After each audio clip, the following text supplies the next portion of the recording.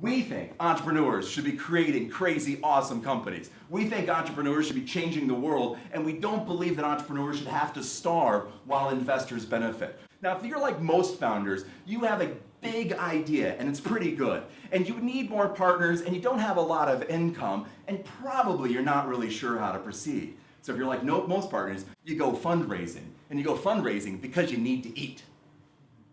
Because founders are told, not just in France, but everywhere, that to be successful, they need a pitch. And they need to add just one more feature. Or maybe they should get some unpaid users. But really, you know what they need? They need a customer. Because until you have a customer, you have a hobby. In the 1980s and 1990s, there was a whole bunch of articles written by the New York Times. And the New York Times said, Russia is breeding the new super criminal in the gulags. These guys come out and they know everything about crime. They're strong, they're unstoppable, they're the super villains. And Russia's breeding them in the gulags. What would happen if I took, for just an intellectual experiment, 1,000 rats and I put them in a cage, and then I quit feeding those rats, and then I gave them water once every week, and then just for fun I shot them with radiation every 2 weeks, and at the year there were 3 rats left over, and they were big and strong. Would I say that what I did to them created super rats? Or did super rats survive? Everybody's telling you Google doesn't have customers. No one pays them until they got ads. Facebook had no customers. Create a business, have no customers. Give away all your products. You'll definitely get rich giving it away. When I was in INSEAD, I took all the entrepreneurship classes, and they were fascinating. And I really, truly, I learned a lot in those classes. But what I thought was interesting is that they were very, very descriptive, not very prescriptive. And when I heard people tell me about what it was that I did as an entrepreneur, sometimes I thought to myself, oh, that's interesting. That's why that worked. But it had nothing to do with my thought process. And one of them, for example, is innovation. We hear about innovation all the time. Everybody loves innovation. But innovation, in my mind, is a little bit like speed. If I were to ask you, why does Michael Schumacher win the most races? It's because he goes the fastest, obviously. And if you really studied it, you might say he has the highest angular momentum through the curves. That's why Michael Schumacher wins the most races.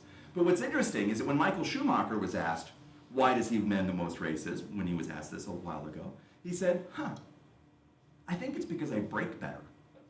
Because Michael Schumacher's secret to going fast is to slow down. Innovative companies do not sit around and say, let's just innovate. Innovation's easy. I can think of all sorts of things. An internet-enabled toaster. Who cares? I've seen those. It's easy to innovate something. It's hard to create something that a customer needs. The real question I have in this is, what is an entrepreneur anyway? Because when people talk about entrepreneurship, they always talk about something different. Some people talk about the visionaries. It was Steve Jobs who said the ones who are crazy enough to think they can change the world are the ones who actually do.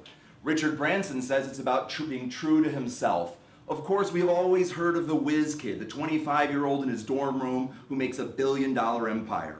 For those of us who are academics, we're very aware of Schumpeter, who says the role of the entrepreneur is to combine resources in a way that no one has done before. They disrupt market equilibrium. A very sexy answer. One of the real answers, and I think one of the most important answers, is what Nolan Bushnell said. Nolan Bushnell invented the modern video game. He invented Pong. Interestingly enough, that's not where he made most of his money. He made most of his money doing pizza time theaters for children in the United States. And he says that anyone who's ever taken a shower had an interesting idea, but the ones that are interesting are the ones who actually go about doing something about it. Because I remember when I started my first company that had employees.